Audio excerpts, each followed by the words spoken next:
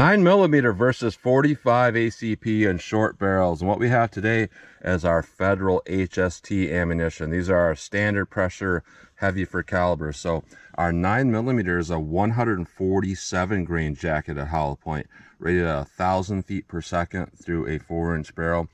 Our 45 ACP is a 230 grain jacketed hollow point, rated at 890 feet per second through a 5-inch barrel. So I'm using much shorter barrels to do this test. My Taurus G2C with a 3.2-inch barrel to test the 9mm, and my Smith & Wesson Shield 45 with a 3.3-inch barrel to test the 45 ACP. So 147 grain 9mm, 230 grain 45 ACP, both have very similar sectional density.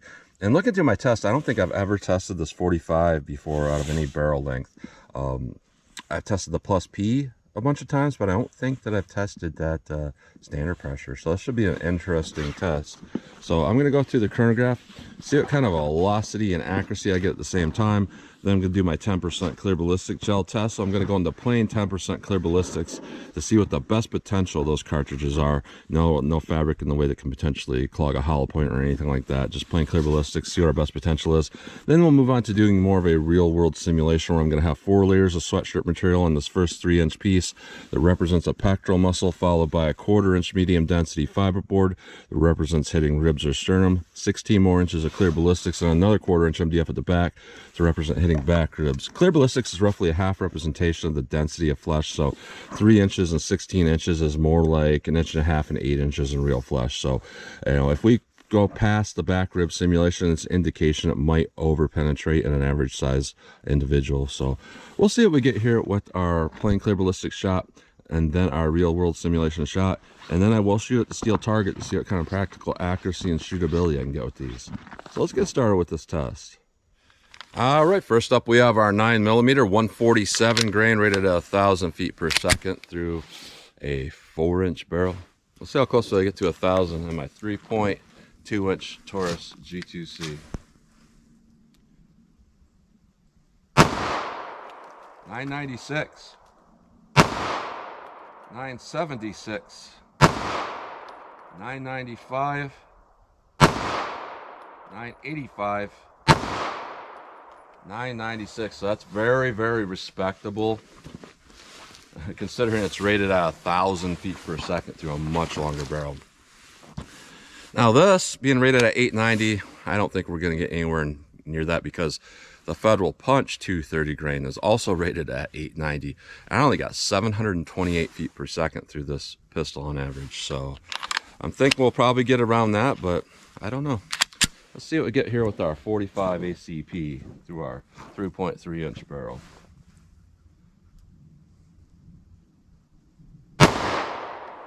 811, 794, 808, 784, 840. So I'm very impressed here because, same rated velocity as the Punch, significantly more velocity. So this is nearly as fast as a normal, 230 grain at 830, 850 feet per second, but out of a little short barrel. So I'm pretty impressed with that. So let's hit our ballistics gel block and see how these compare. All right, our first shot in the plain clear ballistics. No fabric in the way that can potentially clog a hollow point and prevent expansion. No rib simulation in the way that can potentially slow down its penetration. I do stand rather close to these blocks, and people often ask why, and the reason why is because I generally take 4 shots in all of my ballistic tests, and if you're not close enough, you're probably going to not line it up where you want it to be, and then you have intersecting paths that cross each other, and the velocity increase you get from a few feet away isn't really that much from a couple more feet away.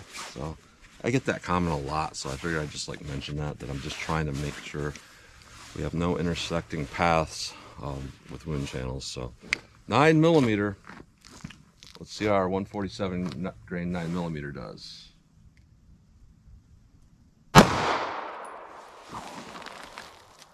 All right.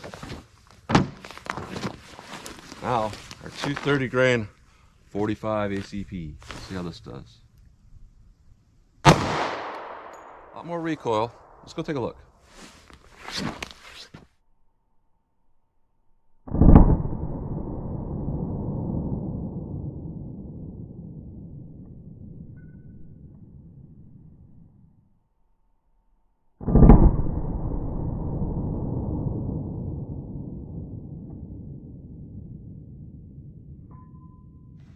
All right, so I thought that maybe that 45 went into the next block or something. I didn't realize it stopped so quickly. So wow. And both of these did fantastic. And I did say the 45 has a lot more recoil. It has a lot more, but you're talking a lot more from something that has almost none. So it's very easy to shoot, very controllable 45 ACP. It's just that the 9mm, you know, when you go to these 147 grain bullets, they have almost no recoil because there's just something about it, and you don't have a lot of powder on them. So they have very low recoil. So looking at our first 3-inch piece here, both of them have pretty good energy dump. Our 45 has a little bit more.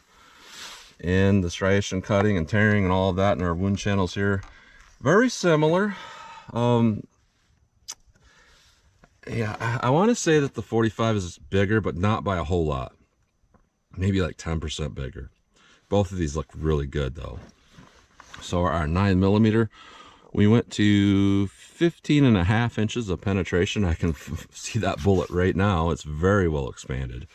And I can see huge petals with the 45. And we are at about 12.25 inches. I know parallax will make that look like it's a little bit further up, but it's not. It's at 12.25. So just barely met our minimum there. But you know, when we put our rip simulation in there in our fabric, that will probably change this up quite a bit. So let's put on our rip simulation, put in our fabric, and see how these do in our real world simulation.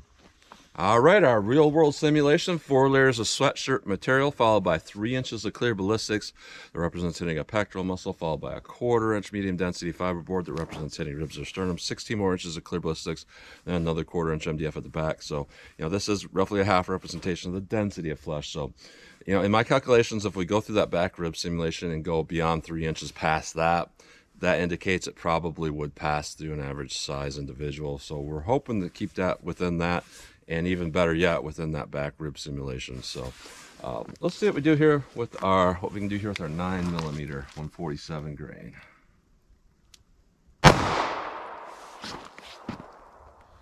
All right. Now let's hit that with our 45 ACP. Let's go take a look.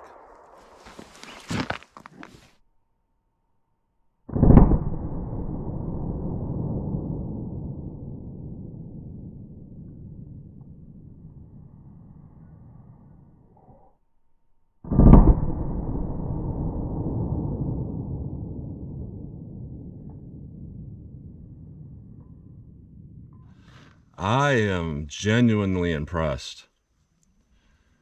I've seen worse performance with a lot of plus P rounds.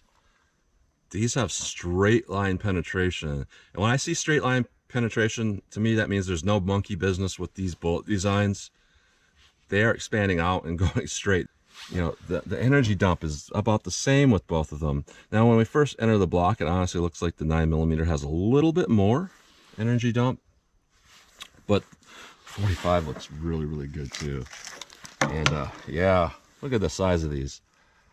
So that expanded right away in this, you know, pectoral muscle sim. That's doesn't happen all the time. That is massive. Our 9mm did pretty well too. Our 147 grain, we went to 14.75 with our 9mm 147 grain. Our 45 ACP standard pressure, we went to 16.5, and fantastic expansion. So this is just fantastic overall. I can't ask for more than this. You know, both of these performed well. I would say our overall, our 45 performed better for the terminal ballistics, but the 9mm is really close with a lot less recoil. So pick either one. It's going to serve you well. Let's pull these out of the block. We'll take a close-up look at them, and I'll share a steel and see what kind of practical accuracy and shootability I can get with these. All right, so here's a close-up look at these bullets. Here's our 9mm, and here's our 45 ACP, and I don't think I've seen anything that diabolical in my testing in my life. That's like a tarantula or something. Here's our 9mm. This does better than like 90% of the rounds I test. But this, I mean, I can't believe that actually made it to over 12 inches.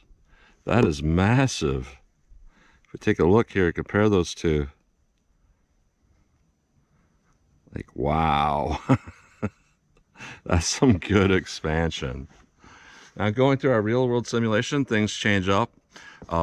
This is very consistent. This is what happens every time with HSTs is they get a little bit smaller and the pedals peel back a little bit further from just expanding and going through the MDF, and from a little bit of reduced expansion because of the fabric. Our 9mm looks really good for what it is. And you can see that banding down there. It looks like a couple of cantilevers. That just bands that very thick jacket to that core, so you don't get separation. Then our 45 ACP, still really good performance overall. So this is one of those things where it's like, I generally don't like to call this a competition, because, you know, we're comparing, not competing.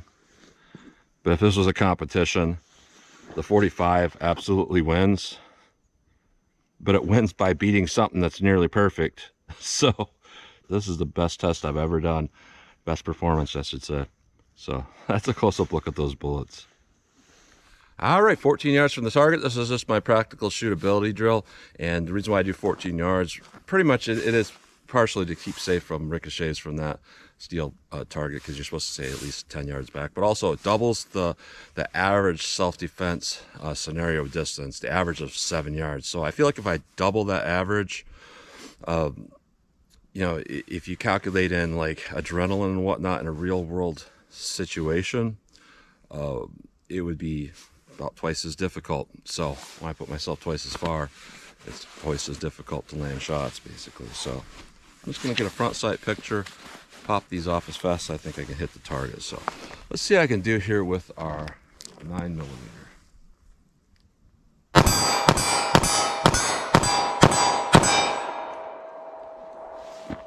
As well, gets the job done. 45 ACP. See how this does.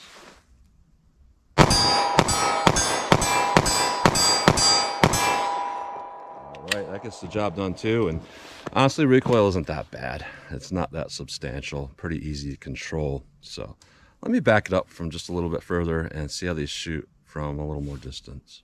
All right, 40 yards from the target. So I just want to see how these things will shoot. Just doing some slow fire here. So 9mm. Let's see how this stuff does from 40 yards.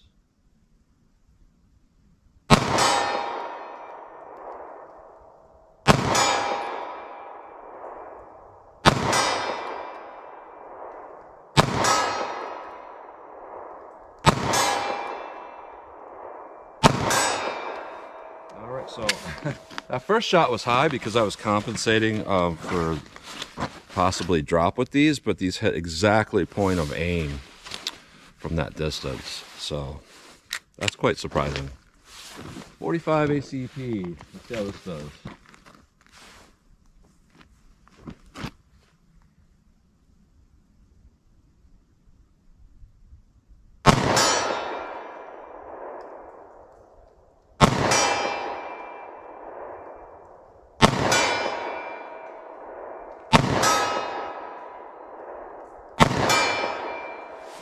Out of ammo, and this is a rarity. This is a perfect test. Those shot pretty much point of aim too, and I'm slipping on the ice here. This is super slick. So the fact that I made all those, I think it has a lot to do with the ammo quality as part of that. So what do I even say here? This is a perfect test. These rounds are both perfect in every way. Now, interesting, 9mm with our 147 grain, that's not really something that's necessarily needed anymore. A lot of people still like it. And the reason why it became a thing, especially in like law enforcement, was because back before bullets had bonding, and unlike these have banding, mechanical banding that's like a bonding. Before that was a thing, a bullet going through like a car door or through a windshield, what would happen was you'd strip off a good majority of that bullet material, either the jacket or the jacket and some lead. So if you had like a 124 grain bullet, you go through windshield, you might have only 75 grains left over after it goes through that. And the idea was, well, we know it's going to do that. We know it's going to strip the bullet apart. And if we have a 147 grain, well, if it goes through, we're still going to have 100 grains of lead and whatever after it strips it apart. But nowadays with like modern ammunition, that's not really a thing we need to think about very much. But the advantage is 147 grain, if it's loaded right, it is very consistent. It's very consistent accuracy, shootability, very consistent terminal ballistics. You don't really have these wild things that happen where like you might not get good performance, or you might get great performance. It all seems to work pretty well. And I'm surprised that it works so well with the standard pressure out of such a short barrel. And the bigger surprise here was that 45 ACP to get that good of performance out of a short barrel with a standard pressure. And I saw the same thing with a different punch variety too. I had great performance with the HST, bad with the punch. Same gun, same bullet weight, but the HST performed better. And I'm seeing that here, but also we have a significant increase in velocity versus the punch. So it's just loaded really, really well. It's just an absolutely fantastic test. So use both of these, they're gonna do well. So that's what you get today. So as always, comment, share, and like, and thanks for watching.